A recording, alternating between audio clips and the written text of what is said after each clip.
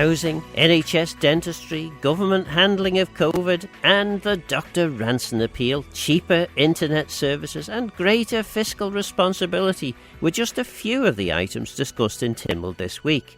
Loads to fit in on this week's perspective. First up, David Ashford, who was successful in bringing forward two motions. They were both amended, but amended in the general direction that you'd hoped for. So if we start with the motions, the first was in relation to ministerial decisions being formally recorded on a register. I suppose many people listening would probably be thinking, well, if it's a big decision, is it not already being recorded somewhere? Well, not necessarily is the answer to that. Different departments seem to treat ministerial decisions in different ways. In fact, even what actually classes as a ministerial decision. I put a question in, which probably made me very highly unpopular in some quarters last year, asking for copies of all the ministerial decisions for the previous 18 months. And the reason I did that was to actually draw out and show that this is at the moment a very convoluted system, very much at the behest of the individual departments.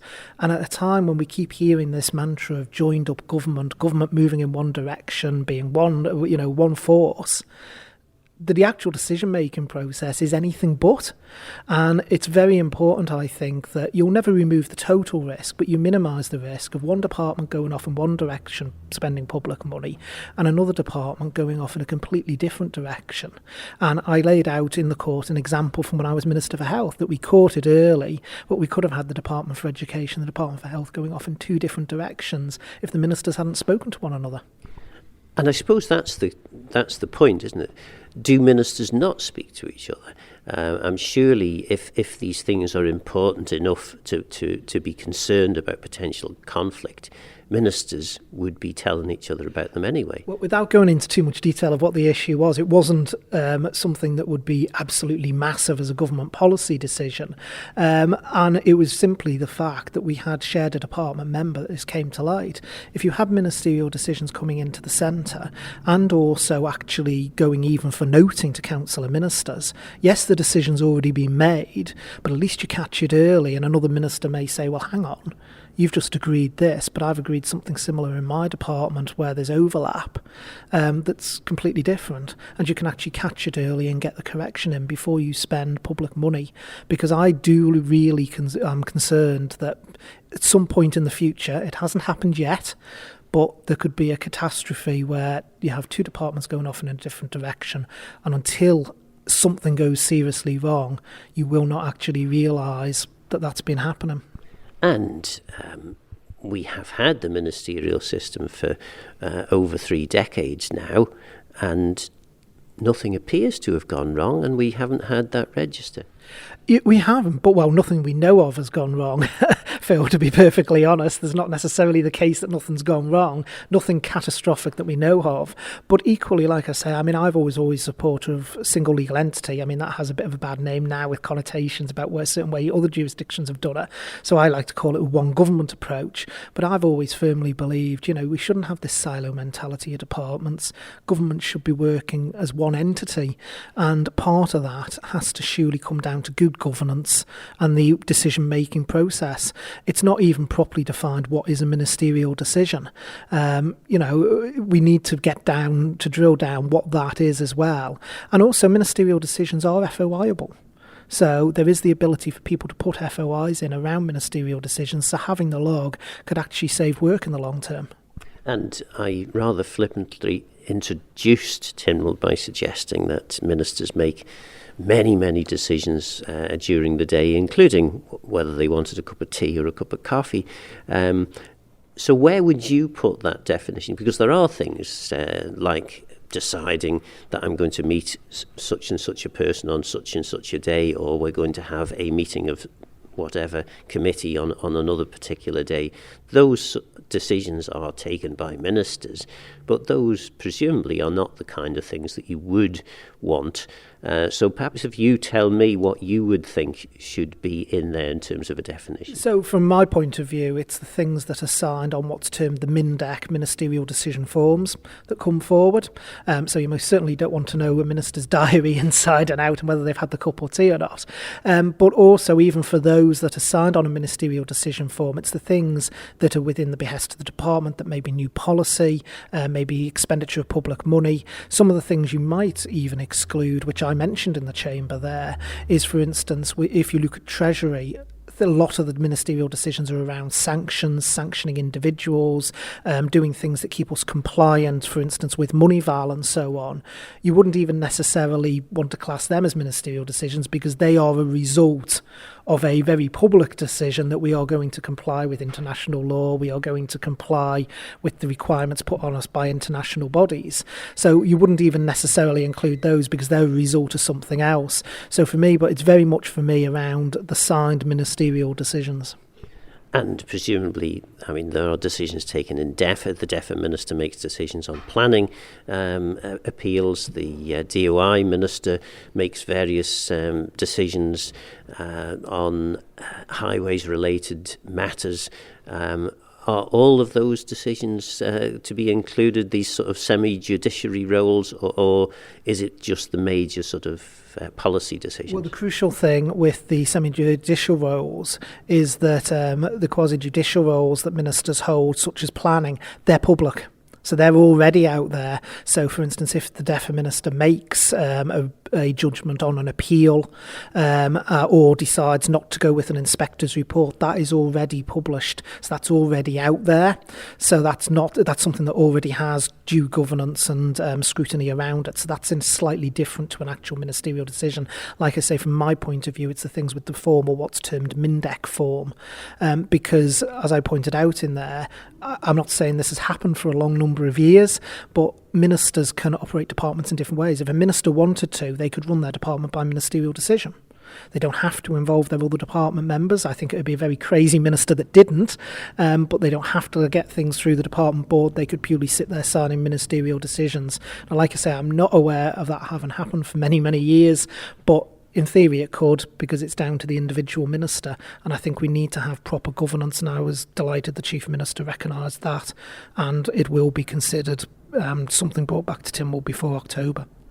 And another of your motions, of course, was the Dormant Assets Fund, and you're keen to allow the Manx Lottery Trust to spend bigger amounts of money. Well, it's not so much the Lottery Trust spending bigger amounts of money as allocating it to the charities to be able to and organisations to be able to spend bigger amounts of money.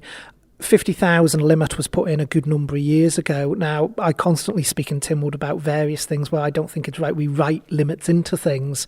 I think we should always have some measure of it automatically increasing. And I think now is a good point for a review. Again, I thank the Treasury Minister for bringing forward the amendment that he did, which gives me what I was hoping for anyway. And I hope that the Dormant Assets Fund will be able to be used to support more organisations on Ireland. The monies that have gone out of it so far have proved very crucial to those organisations that have received it, but I've spoken to a number of charities where there has been frustrations around that 50,000 limit, because as several members said during the debate on the motion, what you got 50,000 a few years ago isn't what you get for 50,000 now. So I'm glad there's a recognition that that does need to be reviewed, and I do want to put on record, because I made very, very clear with the motion, this wasn't a slight on the Manx Lottery Trust in any way, shape or form. The work that they do in supporting organisations, individuals and also charities is been absolutely phenomenal over the last few years, some of the projects they've been able to support, and I hope that by widening it out they'll be able to support some bigger projects and actually be able to benefit the community more. Do you think that other non-ministerial Tynwald members could learn from the David Ashford playbook of asking for slightly more than you expect Council of Ministers to give you, and then being completely happy that they amend it back probably to something closer to what you expected you'd get anyway. Well, I hate to disappoint you, Phil, but there's no playbook in play. My motions that come forward are what I believe should happen. I'm a pragmatic politician, though. I recognise the fact that, you can fight for what you want, but if there's a compromise that comes along and the compromise still gives you the majority of what you want, then if that's the compromise that Tynwald's going to go for, then that's fine. I don't take issue with that. But my motions are always what I believe should happen. There will be people, as you know, in Tynwald from your time, there's people that agree with you, there's people who don't. We have a debate and then Tynwald decides. But for me, it's always about me standing for what I believe in, pushing it forward. And if Tynwald doesn't agree with me, that's fine. At least I've publicly said and pushed for what I believe is right.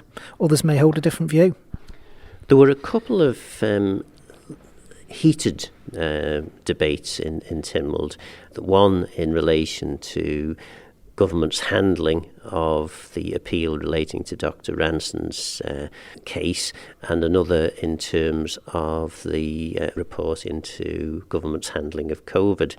You had some things to say, and I think you were getting a little irritated by some of the comments of some of the members. Well, I think what's important, we obviously had some, I think it was a very good Tynwald debate actually on both the Brunner report and the Wright report. It's coming back again. This was only the initial phase. There'll be further debates in July. But my remarks, I tended to keep it to what the situation was at the time, because we are now 4 years on from that first lockdown, and it's very easy to forget what the situation was. So when we talk about things like personal protective equipment, it's very important to remember the demand there was around the world at that time that you couldn't do like you could do now or prior to COVID, just go out and say, I'll have some FFP3 masks, please, off a supplier, and you got them. There was minimum ordering quantities, trying to source them. One of the things, and again, I thank all the teams who were involved in the procurement at the time, that we did very successfully as an island, is we did not run out of PPE. It was a struggle to get it, and there were teams going around, looking around the world to source us PPE. We had it coming from as far afield as China and the Middle East and all sorts. But people, it's easy to forget that now and to slip back into thinking you could do what you just did now. And so I focus my remarks mainly on reminding people of what the situation was at the time, and the fact we hadn't faced something like this since the Spanish flu pandemic after the First World War, and that was mainly spread by troops returning from the front. Now you can get on a plane and you can be most places in not more than 24 hours around the world.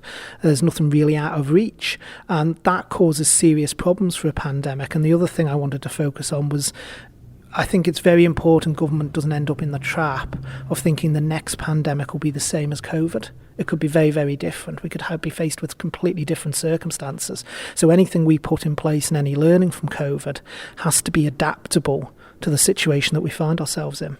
And that is, again, that's part of the problem here.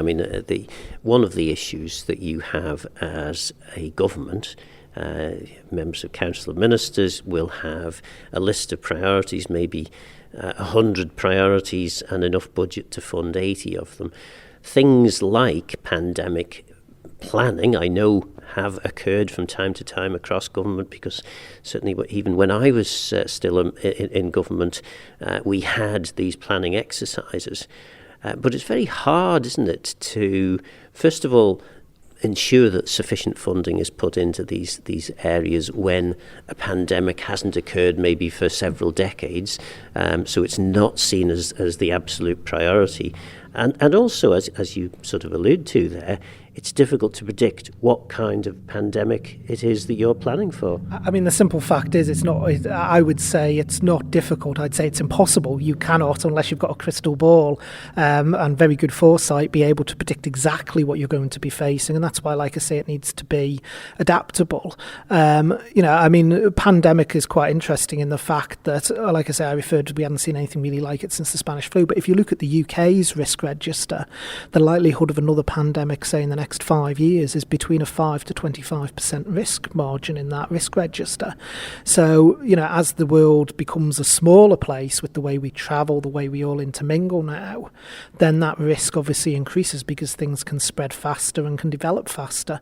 So I think what is important that any planning does the best it can. I mean, I've always been a firm believer that any plan is only as good as till the moment it touches reality, and then you find where the flaws very quickly are in it. But I think it's something that we shouldn't knock down the priority list by thinking, oh, well, it was 100 years really since between the Spanish flu and COVID, we've got another 100 years to prepare. We might not have. We may have, but we might not. And it is important it doesn't fall off the radar, because I was quite honest with the COVID inquiry. We did have pandemic plans, which you've referred to. Some of it was very useful, but some of it, to be honest, I found wasn't worth the paper it was written on, because it didn't bear, it didn't bear a resemblance to the reality that was facing us. And so I think it is difficult, but we've got to make sure we use COVID as an opportunity to make sure that the good things we built during then, such as, for instance, the chart team, which was able to help support social care and other areas, that is there ready to go should we have another situation like this. Do you think the current Tynwald, the current Council of Ministers, are operating as the kind of slick unit that is required to actually cope with another big emergency like COVID? Well, I'm outside of Council of Ministers at the moment, so I can only give an outsider's view.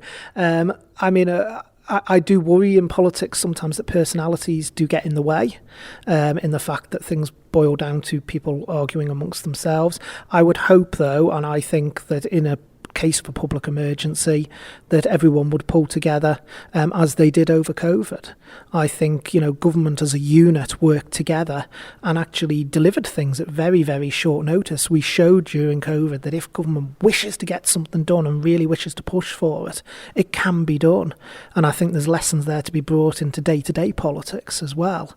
But we did work as a team, I think, and I would hope that team working would carry on, because at the end of the day, we're not elected for ourselves, we're elected by the people to represent them, and we're there to represent their views and also, do the best for our island. And I would hope that everyone's doing that. I believe everyone that's in that chamber, I'll be absolutely clear, is there for the right reasons. I believe that every one of them wants to do good for the Isle of Man, and I believe that if an emergency came up, we would work together to actually get that best result. And finally, the Chief Minister was very forthright in giving apologies to various people involved, people who'd lost loved ones, people who'd been affected by the quite stringent controls that were put in place. Is there anything in the reports, or indeed anything that you feel that you should be apologising for in relation to the handling of COVID? Well, I think, as I say, I think, we've done long interviews on this, and I have had a lot of time to reflect on it. I think, in terms of the actual way COVID went in the end, I think we actually did do well. I think one of the problems, though, was that the overarching system that was running it. So, for instance, the command structure didn't work in the way that it should have done. I think in terms of, obviously, what happened in Abbotswood, I think was an absolute national tragedy. And I think, certainly, like I say, the way that criminal investigation went on was not something I particularly would have wanted. I didn't support, for instance, the exclusion of residents, which has now come out because we've had freedom of information requests around council and minister minutes and so on. I didn't support the exclusion of residents from the island. I actually moved that we have border controls but allow residents back in. And I think, we should never, as I said yesterday, have let that happen. We should never exclude residents again from their own homeland. Housing Minister Tim Crookall answered a couple of questions. First, on housing waiting lists. There are something in the region of, 40,000-ish, maybe a few more, 1,000 households on the island. 900 householders are looking for public sector housing. It seems quite a large proportion. It does when you say it that way, but as we were just discussing, it may well be that people, as I say, either looking for local authority housing or hedging their bets, just putting their names on the list, waiting for the future in case they can't or circumstances change. But that list is a big list, and we're all well aware of that, and we're trying to do something about that, working with the local authorities. Because, of course, there is a huge difference between a public sector house, the rental that you would pay in a public sector house, and the rental that you would pay for a private sector rental. Yeah, very much so. And there have been schemes that have been tried and tested, and some have worked, some haven't in the past, mid-rent and things like that, to try and help people. But we and the local authorities, I think, try our best, to accommodate people as and when we can. And if all the local authorities and ourselves, we've got 1 or 2 empty houses as well at the moment that need doing up and getting back into the market, if you like. We need to get those houses put back into circulation as quickly as possible. The answer that you gave was specifically in relation to waiting lists, and the positive news is that at least the waiting list numbers are going in the right direction. Yeah, it's 18 that it's come down. I mean, it's negligible really over that period of time. I think it was 2.5 years or something like that. It is negligible, but if more and more people, as we were just saying, maybe as a safeguard to put the names on the list. I don't know the reason for the list, being that big, but it is big when you say it's 900 plus. And in terms of the answer to this, well, obviously you need to build more houses. There's a lot of work going on with local authorities at the moment in terms of upgrading houses, but it tends to be upgrades as opposed to effectively renewing housing rather than new houses. Yeah, and as I say, over the years there's been a lot of upgrades and stuff, and there's been a lot of new houses built, but actually there's been a lot of old ones taken out of circulation as well. And I think at the last time I was questioned on this, I think it was actually only 9 new houses, or extra new houses, if you like, which doesn't go anywhere at all to helping solve this situation. But there are plans going forward, and obviously we're working on that with local authorities who want to build new. And they all have to go through the planning, of course. One of the other aspects of housing really is the landlords, and of course there is landlord legislation, Landlord Registration, Private Housing Act 2021, and Mr Mercer was quite keen to know what progress was being made with that. Yeah, and as I said, I'm totally open and honest with this. It's a little over the last few months because there's so much else going on within the department, and we have got a lack of officers in the right area doing this work. So, they're fully stretched on what we're asking them to do at the time. So this hasn't had that much attention, but it will do. As we move forward, this will get the attention it needs. And as I said, I'll come back to Tynwald as soon as possible with a date as to when I hope to bring it back to members. Mr Mercer's concerns seem to be more for the landlords that potentially are nervous or uncertain as to what's going to happen. But of course, it's not just landlords that are going to be impacted by this. If landlords feel so uncertain that they choose to stop renting out their properties, then this exacerbates the housing problems that we're facing. Yeah, it is the uncertainty for everybody involved, whether it's landlords, whether it's people looking after those, estate agents looking after those properties on behalf of other people, and obviously the people that want to be in those properties. So we need to get this sorted and move it on as quickly as possible, which I've endeavoured, we will try and do. Russian MHK Michelle Haywood had a motion on Gaza. Were you surprised that with government, the Chief Minister in particular, having kind of dragged their feet on making any statement in relation to particularly Israel's actions in Gaza, that this pretty much sailed through Tynwald? Yeah, it was. We started discussing, the sort of backbenchers were discussing this in January. We were discussing it before Christmas, actually, and then come back in January. And I think we were waiting for government to take the lead on this. They spoke very early when Russia went into Ukraine, and we had a debate on that. So we do speak on international matters, and we seem to have, as you say, dragged our feet a little bit over this one. So I was, in the end, to get to the point where we'll put a motion down and we'll force the issue. And you're right, if it was unanimously carried, even in a slightly amended version, actually perhaps we could have said that sooner. Because the Chief Minister did condemn the Hamas attacks, didn't he? Yes, he condemned the Hamas attacks at the time, and that was a fairly rapid response, and then we seem to have sat back and decided not to comment about further escalations that happened. So having now succeeded in getting this motion through, am I right in thinking that the motion also formally recognises the state of Palestine. The motion does recognise that Palestine has a right, and the citizens of Palestine have rights, on the international stage. I'm not sure that that's happened before in Tynwald's history, but nobody's actually commented today anything other to the contrary. In terms of the debate, there was very little by way of opposition.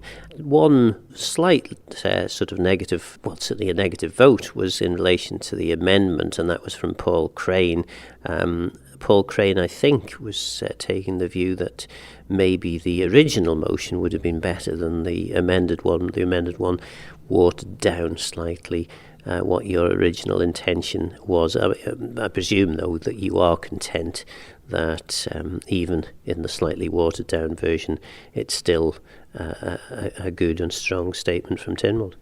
I am. I think it was more important that Tynwald spoke as one voice than that we spent time.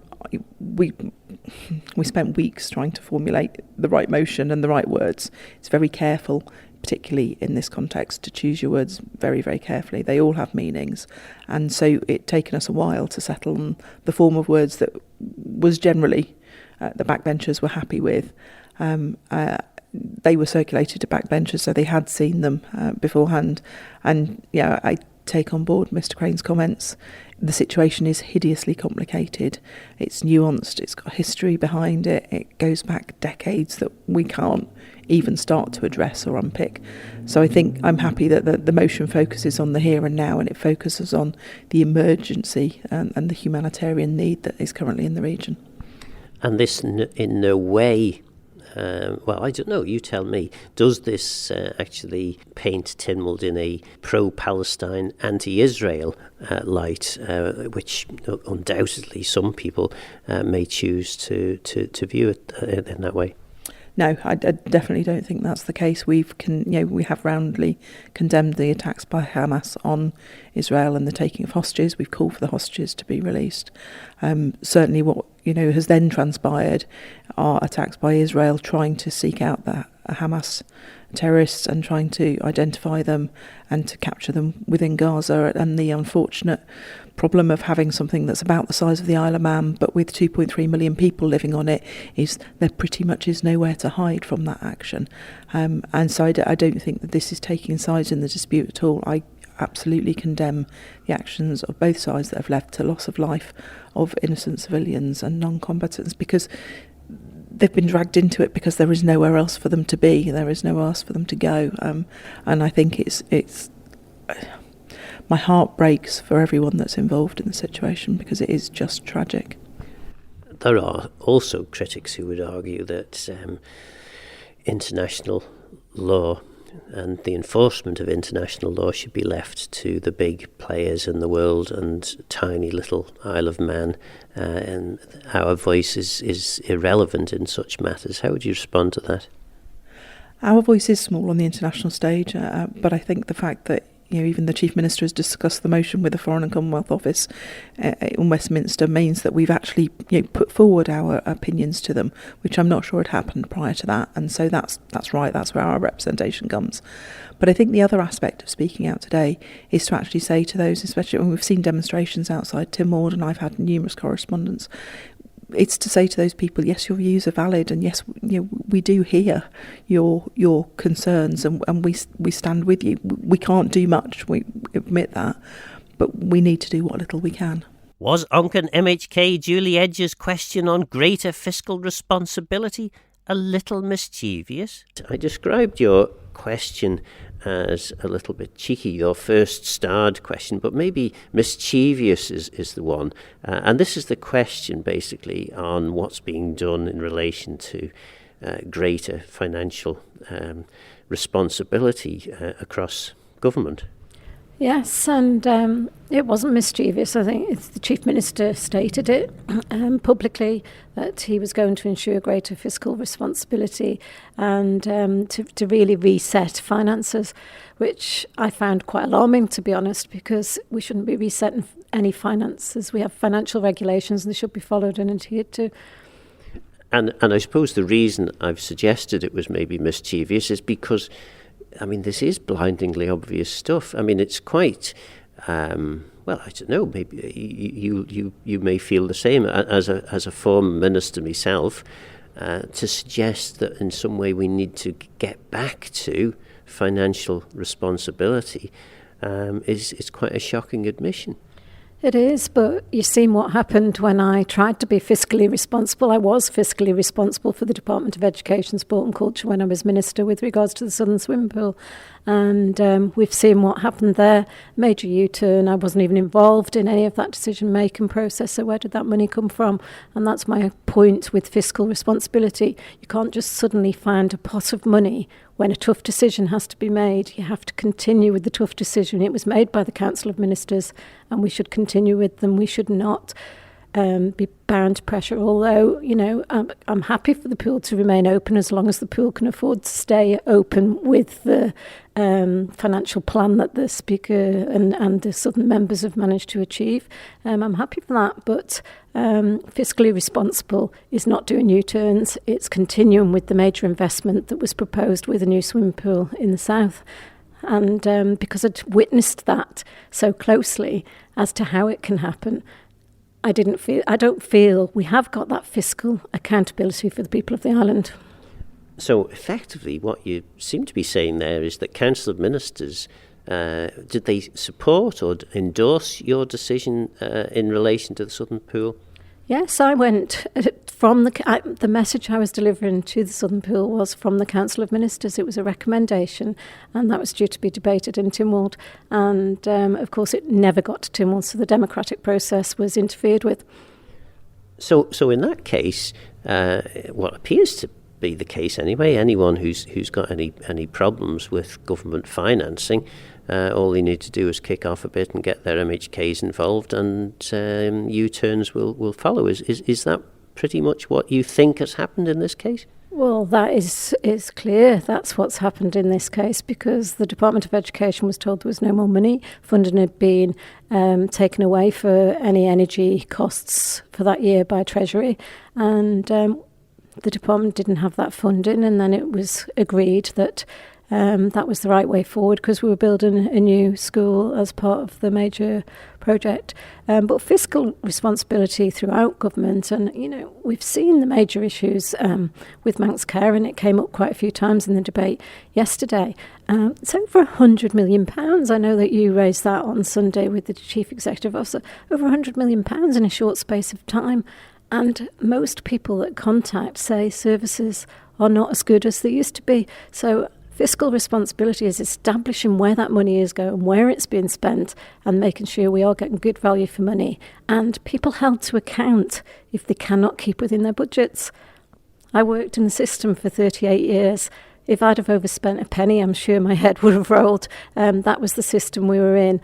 And financial responsibility for the island is the key, most important thing that any government should be considering.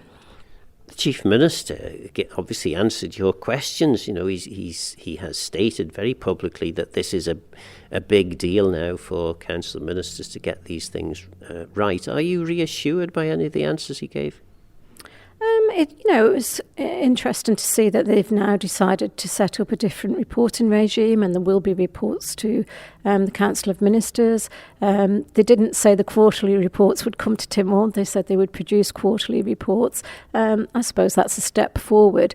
However, the most important thing is keeping an eye on that bottom line on the 1st of April and how that ends up on the 31st of March the following year. And that was what I was interested in. How is the Chief Minister going to ensure that? He's saying he's got committees doing this and he's got people doing that, and it'll come to the Council of Ministers. We know the process, Phil. It takes, a good few weeks, 8 weeks, to get anything into the Council of Ministers, and I'm not sure that's right. And I suppose ultimately any minister is responsible for their department. I know he commented about the Department of Education being overspent. That was purely salaries, and everybody knows that since the changes in the budget process, I think possibly it might have been before the current Chief Minister's time as Treasury Minister, but changing it so that they were putting caps on budgets and not personnel control mechanisms has certainly seen massive inflationary costs, I believe, to the people of the island.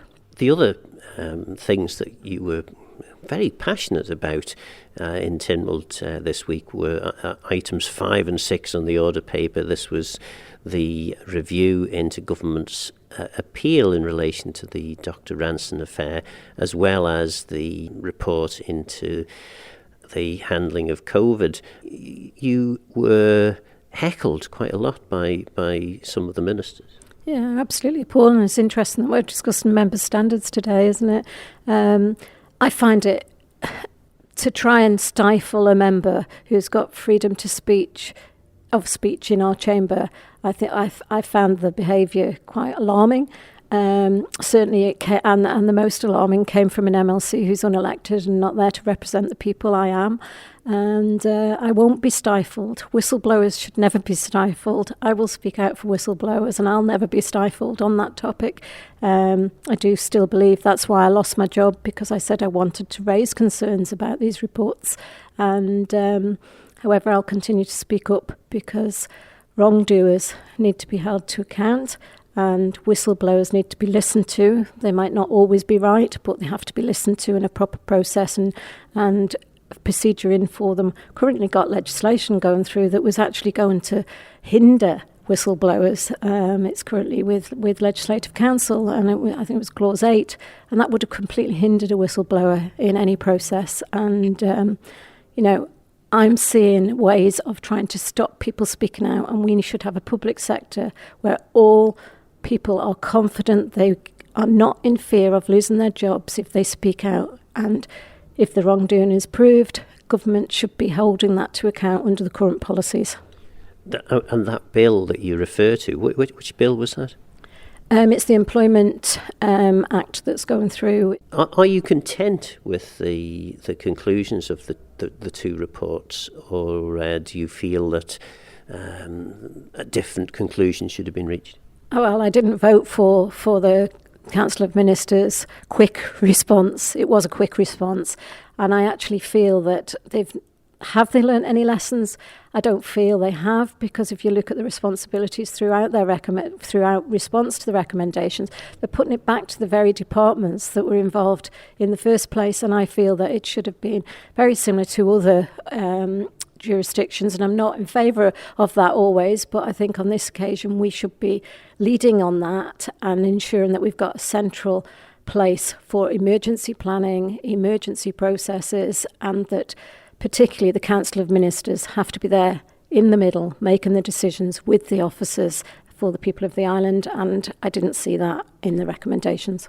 One of the perhaps quite shocking things that David Ashford said in his motion relating to a register of business of ministerial decisions was that he had taken a decision when he was health minister, and only for the fact that one of his members was also a member of the education department would it have been discovered that a conflicting decision had been taken by the then education department. Do you think government gets this? I mean, because there's a move against the idea of a single legal entity in government, but to many people listening to this programme, they'd be thinking, well, for goodness sakes, do ministers not talk to each other? I think the biggest issues we've got is governance. I think lack of knowledge, understanding of policy, process, good governance, conflicts. I see people completely in a conflicted situation carrying on, and I just find that quite alarming. You should know when you're conflicted in anything. But with regards to, I was quite surprised hearing that with regards to the mover of the motion on ministers' decisions outside of the normal meeting process. Certainly, if there was anything like that when I was in my responsibility, I would have shared that. It was always on the following meeting, and we always met weekly anyway. It would only be a very urgent situation that you should be doing a ministerial decision on, and I don't think that's the case. I think there's sometimes they're getting made and trying, and I don't know, circumventing going to the full meeting, but they should always be reported at the following meeting. Conflicts, good governance need to be understood. Laurie Hooper answered a question on access to NHS dentistry. How big a problem is that? So I think the whole structure of NHS dentistry has been a problem here for a while, just like it is in the UK, and I think we're not immune from that. And ultimately, I think whilst we have the current structure of NHS dentistry on the island, it's always going to be a problem. Quite frankly, I think what we're looking at is the structure itself probably needs to change, because the only other alternative is to just try and buy more units really from private dentists, and that's fine if they have capacity and if they can recruit dentists, but there's a lot of ifs there and whether or not they can deliver on those. Whereas I think what we're going to need to look at is there a better way of delivering dentistry for people on the NHS on the island, and whether that is through a review of the contractual setup, for example. So I know Manx Care are working on that with various with the dentists and with the Dental Association on the island, but it is fair to say it is a problem that's been around for a while. It doesn't have a quick fix, I think, and it is something that we are prioritising this year through the mandate as well, trying to focus on dentistry and other primary care services, not to the exclusion of all else, but ultimately we're seeing that the outside of Nobles part of the health service, so mental health, dentistry, primary care, social care, they're the areas that need a bit more focus and attention, and that's really the focus of this year's mandate.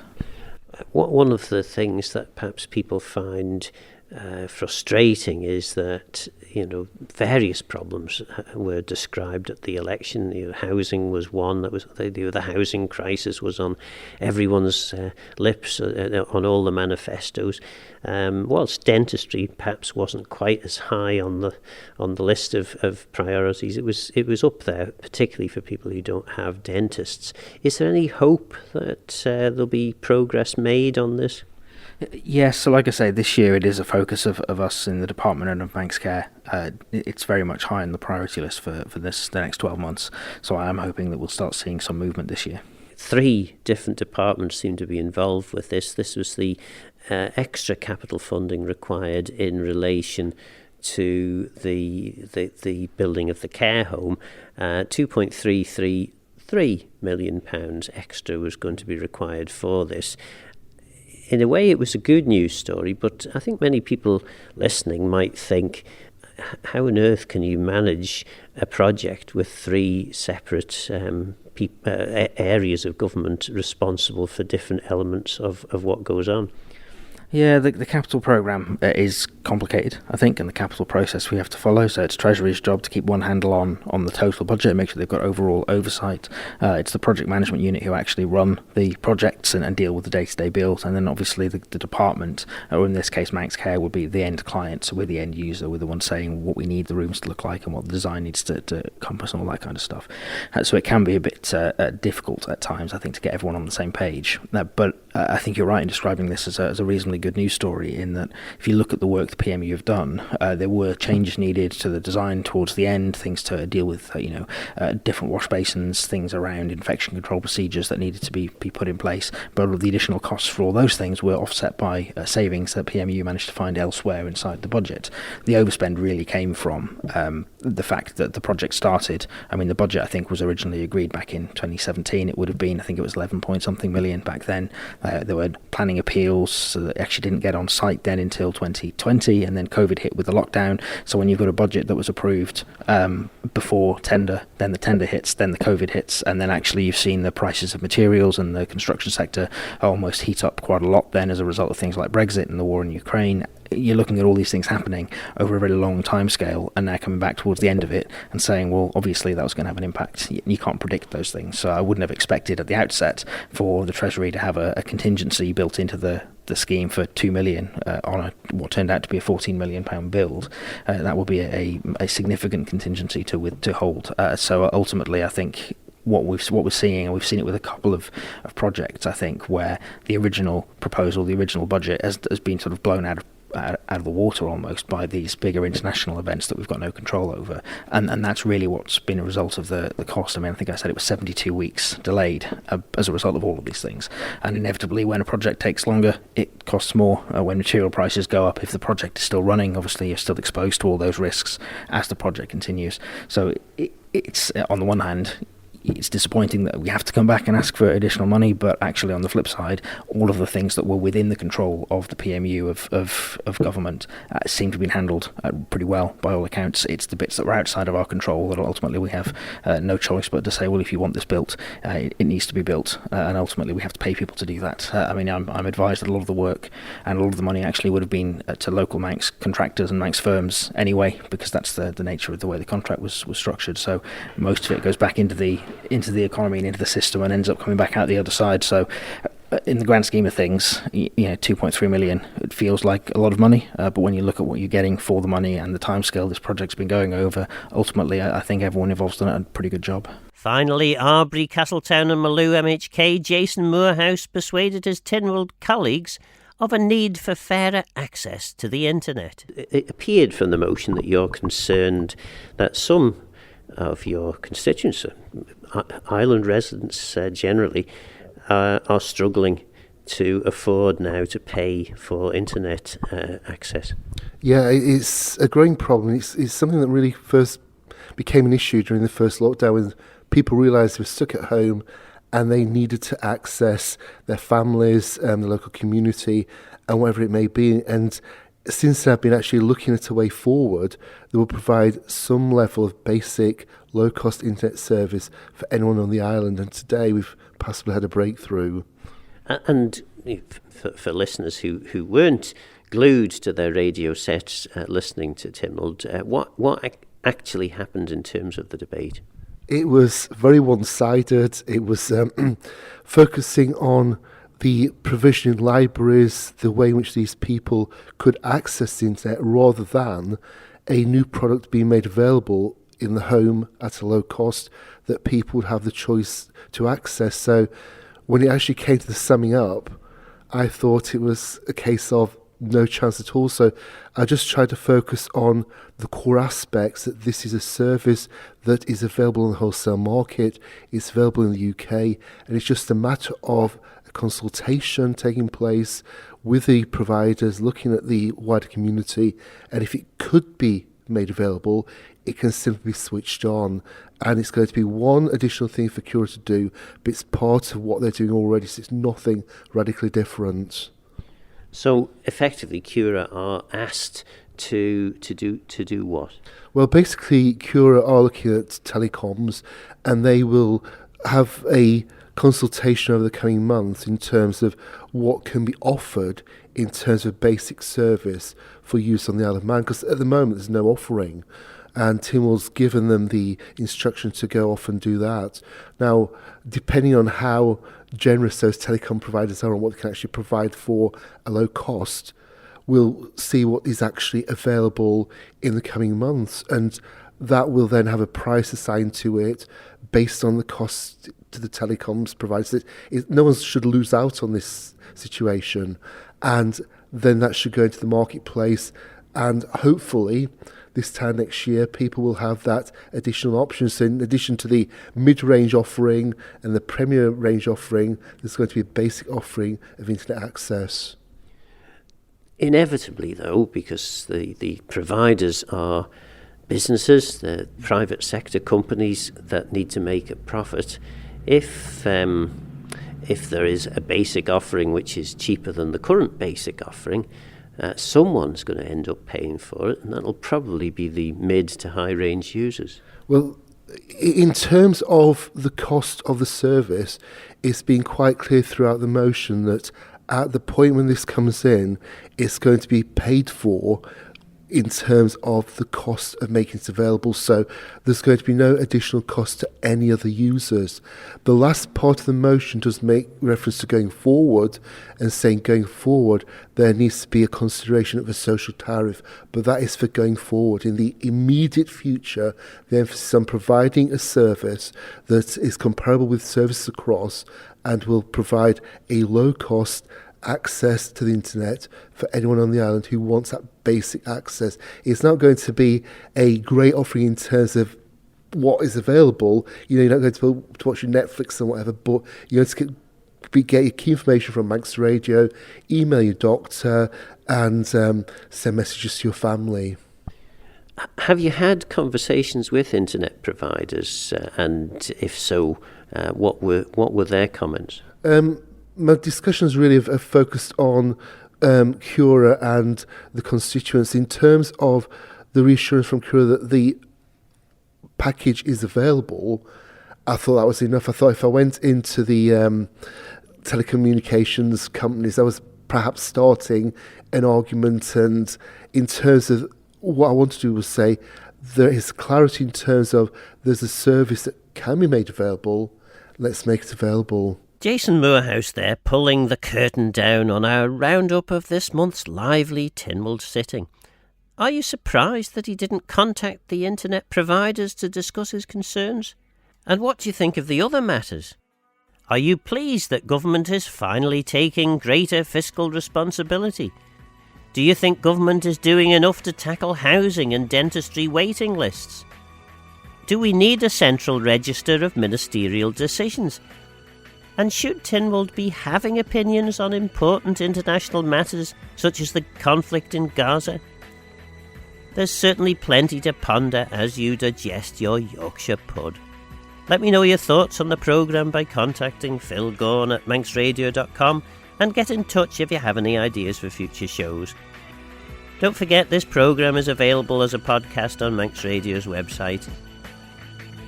For now though, I'm Phil Gorn, Gora Maius and Geisha Crum. Thanks for listening.